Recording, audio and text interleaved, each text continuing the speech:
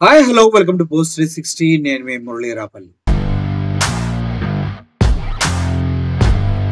ఈ రోజుల్లో మనుషుల జీవితాలు చాలా క్లిష్టతరంగా మారాయి.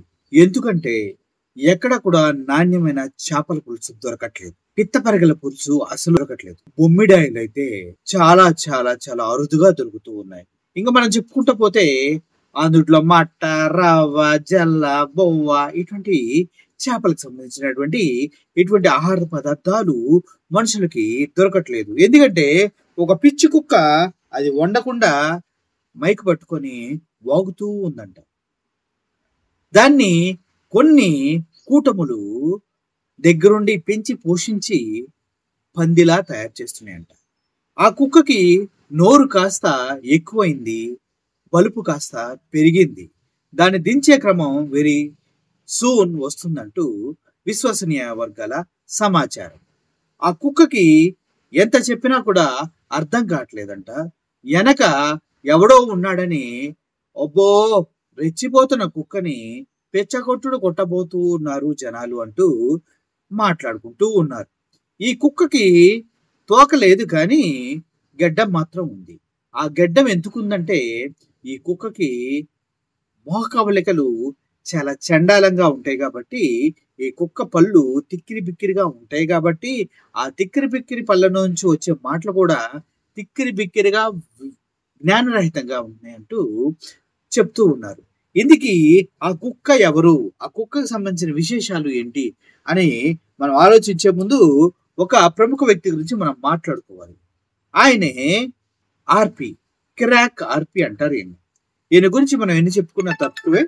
సొంతగా బిజినెస్ పెట్టి ఆ బిజినెస్ ని ఆశీర్వదించి ఓపెన్ చేయడానికి వచ్చినటువంటి రోజా గారిని పంది, దున్నపోతు, కొవ్వు అంటూ విచక్షణారహితంగా మారినటువంటి విద్య లేని వింత పశువు ఈ కిరాక్ కార్పి అంటూ బయట సోషల్ మీడియాలో వార్తలు వస్తూ ఉన్నాయి.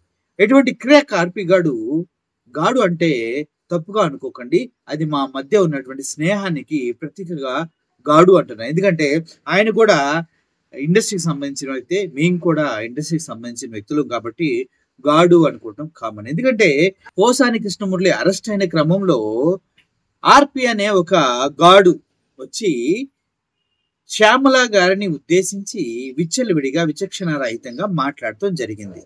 ఓకే, ఆ మాటలు ఒకసారి మీరు వినండి.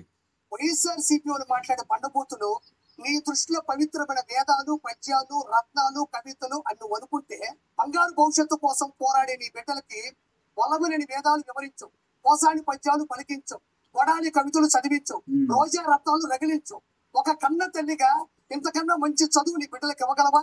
ఊరే, ఈ మాటలన్నీ నువ్వు మాట్లాడటానికి అనర్హుడు రా. ఎందుకంటే మీ అమ్మ నేను సరిగ్గా పెంచిందో లేదో ప్రజలందరికీ తెలుసు. ఎందుకంటే ఒక ఆడపిల్లని రోజా గారిని పట్టుకొని పంది కొవ్వు, నా కొవ్వు లడ్డుల్లో వాడారు అని మాట్లాడేవు చూడు, అప్పుడు ఆడవారి పైన నీకున్న గౌరవం ఏంటో తెలుసురా. నువ్వొచ్చి ఇప్పుడు కొడాలి నాని, వల్లభనేని వంశీ వాళ్ళు రాజకీయంగా వాస్తవాలు మాట్లాడి ప్రతిపక్ష పార్టీ వాళ్ళని మాట్లాడారు కానీ నీలాగా పర్సనల్ అటాక్ చేయలేదురా. పర్సనల్ అటాక్ చేయలా. నువ్వు వచ్చి ఇప్పుడు నీతులు చెప్తావారా? దెయ్యాలు వేదాలు వల్లించడం అంటే ఏంటో తెలుసారా? తెలీదా? నీ పిల్లల దగ్గరికి వెళ్ళి అడుగు. ఒకవేళ పిల్లలుంటే వాళ్ళ దగ్గరికి వెళ్ళి అడుగు. దెయ్యాలు వేదాలు వల్లించటం అంటే ఏంటి నాన్నా అని అడుగు. ఒరే నువ్వేరా, నీ మొహం చూసుకో ఒక్కసారి. నువ్వు బిజినెస్ పెట్టుకుంటే వచ్చి ఓపెన్ చేసి నిన్ను ఆశీర్వదించిన వ్యక్తినే కొవ్వు గివ్వు అని మాట్లాడావు కదరా, అదేరా దెయ్యాలు వేదాలు వల్లించడం అంటే. ఇప్పుడు వచ్చి నీతులు చెప్పటం కాదరా అని మీ మొహం మీద అంటారండి. ఆర్పి గారు మీ మొహం మీద అంటారు. ఇంకేంటి సార్, వాళ్ళు రాజకీయంగా చేస్తే మీరు పర్సనల్ అటాక్లు చేస్తారు సార్. చేయండి. ఇంతకన్నా భవిష్యత్తుకు నువ్వు పాటగా నిలబడగలవా? ఒక పని, వీళ్ళందరూ వీడియోలు ఉన్నాయి కదా, జగన్ అన్న ఒక ట్యాబ్ ఇచ్చాడు, ఆ ట్యాబ్ లో ఇవన్నీ డౌన్లోడ్ చేసి అందులో జగన్ అన్న ట్యాబ్ ఇచ్చాడు. రే నీవు ఇప్పుడు ఏ పార్టీకి అయితే పార్టీ చేస్తున్నావు ఆ పార్టీలో ప్రతి ఒక్క చెత్త ఎదవని అడుగురా. ఎవడికన్నా విద్యార్థులకి అట్లీస్ట్ బ్యాగులు ఇచ్చారా, పుస్తకాలు ఇచ్చారా? ఈ సంవత్సరం ఇంకా 10th క్లాస్ విద్యార్థులకి మెటీరియల్ రాలేదు. స్టడీ మెటీరియల్ తెలుసారా? స్టడీ మెటీరియల్ రాకుండా ఆ పీడిఎఫ్లు పంపిస్తే ఆ పీడిఎఫ్ ప్రింట్అవుట్ తీసుకుంటున్నారు, ఒక్కొక్కరికి 1000 రూపాయలు అవుతుందంట.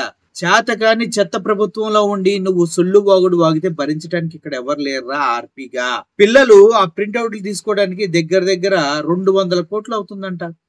రాష్ట్ర వ్యాప్తంగా కనీసం పిల్లలకి స్టడీ మెటీరియల్ కూడా అందించలేని ప్రభుత్వంలో నువ్వు ఉండి మాట్లాడితే 8th క్లాస్కి వచ్చిన ప్రతి పిల్లలకి ట్యాబులు ఇచ్చిన జగన్మోహన్ రెడ్డి గారి గురించి నీకు మాట్లాడే అర్హత ఉందంటావరా పులుసుగా? ఇంకేంది ఆ వీడియోలో అందుట్లో వేసి చూపించాలా?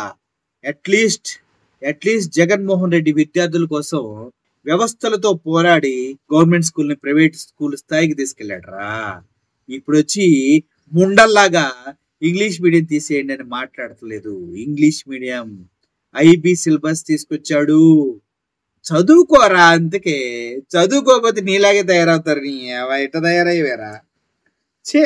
ఉదయాన్నే పిల్లకాయలకు స్నానం చేపించి ఆడ కూర్చోబెట్టి రోజు అంటే మాట్లాడుతుంది. రోజాని అనే హక్కు నీకుందంటే నీ పిల్లాన్ని కూడా అనే హక్కు మాకు వస్తుందిరా. ఆలోచించుకో. రోజాని ఇష్టం వచ్చినట్టు అంటే నువ్వు ఇక్కడ మాట్లాడిన దానికి నీ పిల్లాన్ని కూడా అనే హక్కు ప్రతి ఒక్క పౌరుడికి వస్తుంది. Okay, next.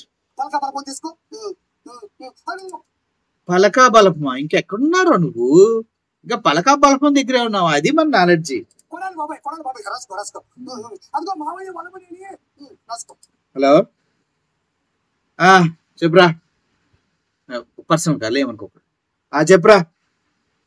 వాడి కింద నుంచి పైదాకా జీ అంతా పగలదేంగండి, అర్థమైందా? ఇట్లాంటి లమిడికే నా కొడుకులు బయటకు వచ్చి అచ్చోసిన ఆంబోతుల్లాగా కింద మీద బలిసి కొట్టుకుంటే సహించవలసిన అవసరం ఎవడికి లేదు. అర్థమైంది కదా? వాళ్ళ నాన్న కండం వాడితే బాగుండేదా?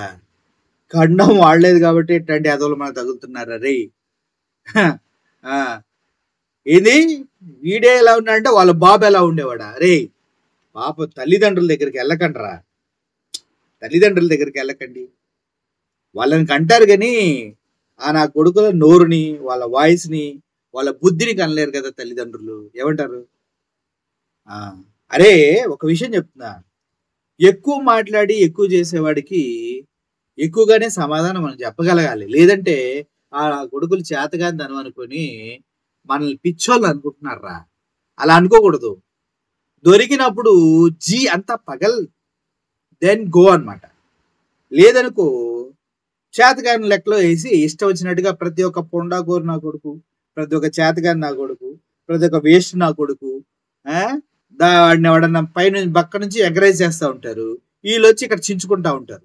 ఇలా చించుకొని తర్వాత మనం చించితే వాళ్ళు చచ్చిపోతారన్న విషయం క్లారిటీగా చెప్పండి రా.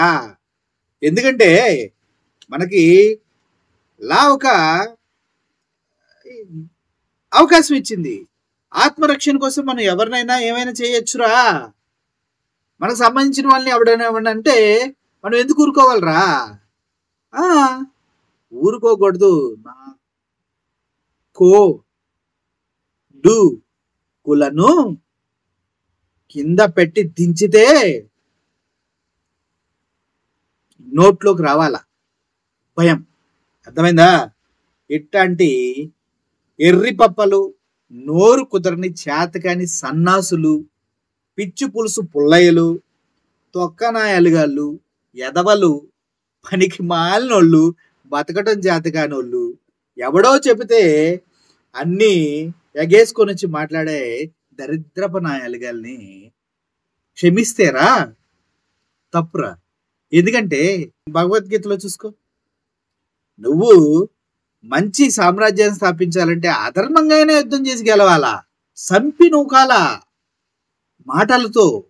అర్థమైందా? చంపి నూకాల నీ చర్యలతో. చంపి నూకాల నువ్వు ఎదురు తిరిగి. అంటే చంపి నూకడం అంటే రే మటర్ అనుకునే మళ్ళీ కాదురా రే. దమ్మెంటో చూపించాలా, భయాన్ని పరిచయం చేయాలా. ఒక్కొక్కడికి ప్యాకప్ అంటే అర్థమయ్యేలా చేయాలా. సరే ఆగు, నేను ఒక వీడియోలో ఉన్నా. ఆ వీడియో చేసిన తర్వాత మాట్లాడతాను నీకు. అదే ఆర్పి అన్న గురించి మాట్లాడుతున్నా. ఏదో శ్యామల గురించి మాట్లాడాడు తప్పుగా. ఆర్పి అన్న గురించి ఆయన క్రాక్ పిచ్చి ఆర్పి అంటారు కదా, ఆయన గురించి. సరే సరే మాట్లాడుతూ బాయ్. సారీ అండి, వేరే ఫోన్ కాల్ ఏమనుకోకండి. ఇంకేం చెప్తున్నావు ఆర్పి? రాసుకో రాసుకో. అదిగో తాతయ్య తాతయ్య పోసాను తాతయ్య, రాసుకో రాసుకో.